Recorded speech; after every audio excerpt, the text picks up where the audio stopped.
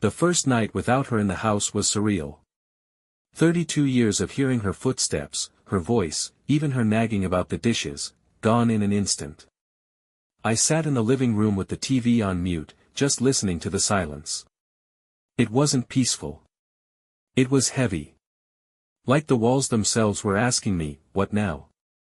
The next morning, I woke up expecting to hear the coffee maker gurgling, her humming some old song. Instead, I walked into a kitchen that felt like a stranger's. Half her things were gone from the cupboards. Even her favorite mug, the blue one our daughter made in ceramics class 20 years ago, missing. That stung more than I expected. For the first few days, I went through waves. One moment I'd feel angry, fueled by the betrayal, telling myself I was better off. The next, I'd crumble into sadness, remembering our wedding vows, our vacations, the way she used to look at me. But in those quiet hours, something else crept in too, clarity. The house might have felt empty, but it was mine again. No lies buzzing in text messages, no fake late-night work meetings. Just me, honest, raw, hurting, but free of the constant deceit. I realized then, sometimes silence is better than poison company. A couple of months ago, I woke up around 2:30 a.m. because I heard voices. At first, I thought maybe the TV was on, but when I got up, I realized it was coming from downstairs. I crept halfway down the steps and saw the faint glow of her phone lighting up the living room. She was sitting there in her robe, whispering and giggling like a teenager. I caught one sentence clear as day, "I can't wait until the next trip, he has no idea." My stomach dropped. I froze on the stairs, half convinced I was dreaming. She ended the call quickly, tucked her phone into her pocket, and tiptoed back upstairs like nothing had happened. She slid into bed, turned her back to me, and within minutes was asleep. I didn't confront her right then, I couldn't. I lay awake the rest of the night staring at the ceiling, trying to convince myself I'd misheard. But deep down, I already knew. The next morning, she was her usual snappy self. She complained that I didn't put the coffee on, rolled her eyes at the way I folded the laundry, and then rushed out the door, saying she had a last-minute client meeting. Here's the thing, she retired from her corporate job last year. The client meeting excuse made no sense. I asked, "Client? For what?" And she shot me this icy glare, "I do consulting now. You wouldn't understand." That bugged me. She had never once mentioned consulting, let alone shown any sign of working again. She hated office life. But I didn't press her, I just nodded, pretending to believe her. Then later that day, while she was in the shower, her phone buzzed on the nightstand. Normally it's locked, but somehow it had no password set, she must have reset it or forgotten. And there it was, her text thread. The name saved in her phone. Marilyn Cherryblossom. But the messages? Definitely not from a woman. One of the texts read, "Last night was amazing. Same place next week." My hands were shaking so hard I almost dropped the phone. I stared at that text thread for what felt like an hour. Marilyn Cherryblossom was no Marilyn. The way they wrote to each other was intimate, playful, dirty. And every message made my chest tighten more. I scrolled up and saw weeks, maybe months, of conversations. Late-night plans, business trips that suddenly made sense, little inside jokes. She even called him my escape. When she came out of the shower, I couldn't hide the look on my face. She immediately went defensive. "What now? Why are you looking at me like that?" I said, "Who's Marilyn? Because unless Marilyn grew a pair overnight, I think you've got some explaining to do." Her jaw literally dropped, then she switched tactics so fast it almost stunned me. She laughed. "You're insane. Marilyn is a friend from yoga. We joke around." "What, you think I'm having an affair? At my age? Please." But the problem was, her phone was still in my hand. I turned the screen toward her, showing the latest text. Her face went pale for half a second, then hardened. She snatched the phone away and snapped, "You had no right to go through my phone. This is exactly why I can't stand living with you anymore. You're paranoid, controlling, pathetic." Instead of explaining, she attacked me. And that was the moment I realized I wasn't dealing with the woman I thought I married. I couldn't believe what I was hearing. I caught her red-handed, and instead of admitting anything, she was twisting it into my fault. I said, "So let me get this straight, you're sneaking around at 2 a.m. You've got some guy saved as Marilyn in your phone, and now I'm the problem." She rolled her eyes so hard I thought they'd stick. "You're paranoid, Joe. You always invent drama. That's why I talk to other people, because you suck the joy out of everything. God, I can't even breathe without you hovering." I snapped back, "Other people. Plural. So there's more than one." That hit a nerve. She froze for just a second too long, then stormed into the kitchen, slamming cabinets like a teenager. Finally, she screamed, "Fine. Maybe I don't want to be stuck with a boring old man for the rest of my life. Maybe I deserve someone who actually makes me feel alive." Hearing that out loud, it was like a knife straight to the chest. 27 years, 2 kids, everything we built together, reduced to her calling me boring. I just stood there shaking, while she poured herself a glass of wine at 10 in the morning like it was nothing. And that's when I realized, I wasn't just fighting for answers. I was fighting for my sanity. After that screaming match, I tried to talk to her calmly later in the evening, thinking maybe we could have an actual adult conversation. But she flipped the script again. Suddenly, she was sweet. She sat next to me on the couch, touched my hand, and said in this syrupy voice, "You're imagining things, Joe. You've always been so sensitive. I'm not cheating. Those messages. Just jokes. Roleplay. It's nothing." I said, "Roleplay with who?" "Marilyn. Because unless Marilyn's hiding an Adam's apple, I don't buy it." She laughed, actually laughed in my face. "God, you sound ridiculous. Do you hear yourself? You're making me feel like a criminal just for talking to a friend. Maybe the problem isn't me. Maybe it's your jealousy." She went to bed early, acting like I had wronged her. Here's the kicker though, the next morning, she accidentally left her laptop open on the kitchen table. I don't know if it was a mistake or a test, but I couldn't resist looking. And there it was, emails, not texts this time. Flight confirmations. Hotel bookings. A reservation at a romantic getaway spa in another state. And the name on the booking? Not Marilyn. It was a man I knew. A man she swore was just an old family friend. The name on the booking stopped me cold, David H. David wasn't just some random guy. He was my best man at our wedding. He was around the house for years, barbecues, holidays, birthdays. He'd even been at our daughter's graduation a couple of years ago, patting me on the back, drinking my beer, laughing like a brother. I felt sick. I thought back on little moments that I'd brushed off over the years, her laughing a little too hard at his jokes, him showing up when I wasn't home, the way she'd always defend him if I ever hinted he was too much of a flirt. And now, here it was in black and white, flights, hotels, reservations. When she came downstairs, I was holding the laptop open. My voice was shaking when I asked, "Are you seriously having an affair with David?" Her face. I'll never forget it. She didn't even flinch. Didn't deny it. She just smirked and said, "Well, at least you finally figured it out." Like it was some kind of game. I lost it. I shouted, slammed the laptop shut, demanded answers. But instead of shame, she went full-on venomous. "What did you expect, Joe? You think you're the only one who gets to have a life? David actually makes me feel something. You're just, safe. Predictable." I was tired of pretending.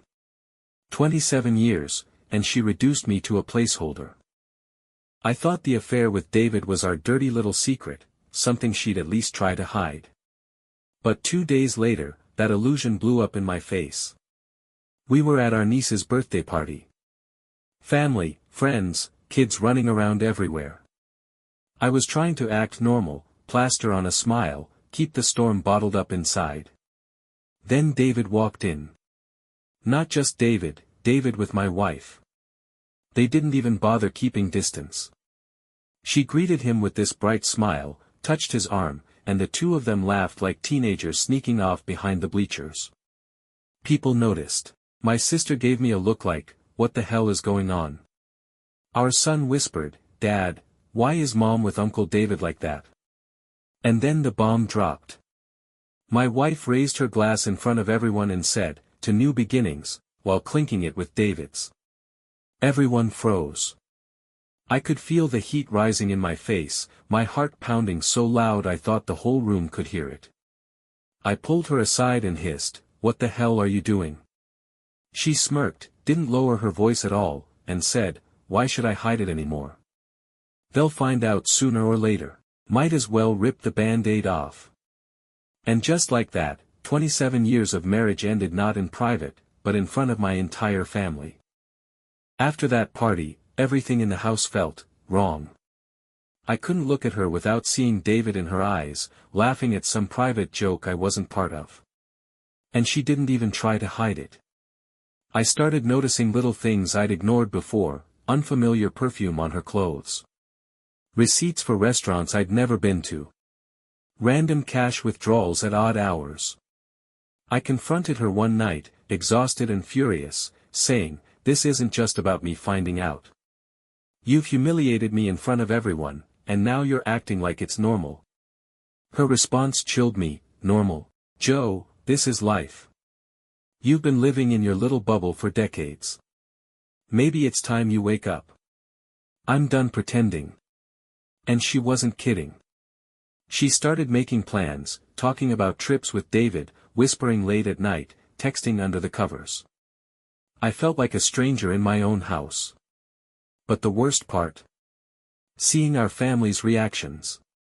My kids were horrified, my friends were awkward, and I realized this wasn't just about me and her anymore. This betrayal had spread like a storm, touching everyone I loved. That night, I sat alone in the dark living room, gripping my head, thinking, how do you even begin to pick up the pieces after this? After weeks of sleepless nights, I realized I couldn't just sit there and let her destroy everything. I needed evidence, a plan, something solid before confronting her again. I started keeping track, saved every suspicious text and email. Noted the times she worked late or had meetings. Even installed a little hidden camera in the living room, legal in my state since it's my own house. A few days later, I caught them in the act, not physically, but the way they were whispering, laughing, plotting their next getaway. Watching it unfold through the camera, I felt a mix of rage, betrayal, and disbelief. That night, I confronted her again. This time, no screaming, no pleading, just cold facts. I showed her the evidence. The emails, the bookings, the texts. Her expression? Like she'd been caught stealing candy from a toddler. She sneered and said, you think this changes anything? I'm happy, Joe. You're miserable and controlling. Face it. I realized then that this wasn't about love anymore. It was about power. She had all the leverage, and I had to decide, do I fight for what's left, or walk away with my dignity intact? After that confrontation, I spent the next few days in a daze. I didn't sleep, barely ate, and kept replaying her words, face it. I realized two things, she wasn't coming back. Not emotionally, not mentally, not ever. Staying in the house with her and David dangling over me like a constant reminder of betrayal would destroy me completely. I called a lawyer, not to fight, not yet, but just to understand my options. Property, finances, custody of pets, yes, even pets became a battlefield. Then I started telling close friends, just fragments, just enough to process. Most were shocked, some angry for me, and a few quietly nodded, they'd suspected it too. One night, I packed a bag, left a note, I need space to think. This is not goodbye forever, but I can't be here while you destroy me. I didn't know if it would fix anything, but it was the first time in weeks I felt a shred of control. It was bitter, humiliating, and painful, but it was mine. I thought leaving for a few nights would make her realize the gravity of what she'd done. I was wrong. The first morning she noticed I was gone, her calls and texts came non-stop. "Where are you? This is ridiculous, Joe. You're making a scene for no reason." By the second day, she escalated. She called my friends, spun stories about me being paranoid, overreacting, unstable. Suddenly, I was the villain in her narrative. A few friends were hesitant to believe me, caught between two versions of a marriage they thought they understood. Then she showed up at my temporary apartment. Not quietly, she barged in, slammed the door behind her, and yelled, "I can't believe you'd leave me. After everything, you're just going to sulk like a child." I stayed calm, let her vent, and then quietly said, "I'm not sulking. I'm protecting myself. You made your choice." Her face twisted in anger, and she stormed out, slamming the door so hard it rattled the windows. That night, I realized something. I wasn't just fighting for my dignity. I was fighting to reclaim my life from someone who had systematically tried to erase me. After a week of being away, I started seeing things more clearly. Sleeping in my own space, cooking my own meals, and not walking on eggshells, suddenly I could think. And then came another bombshell. I discovered through a mutual friend that David wasn't as secretive as I thought. He'd been boasting to colleagues about the thrill of the affair, sharing details that my wife had assumed were private.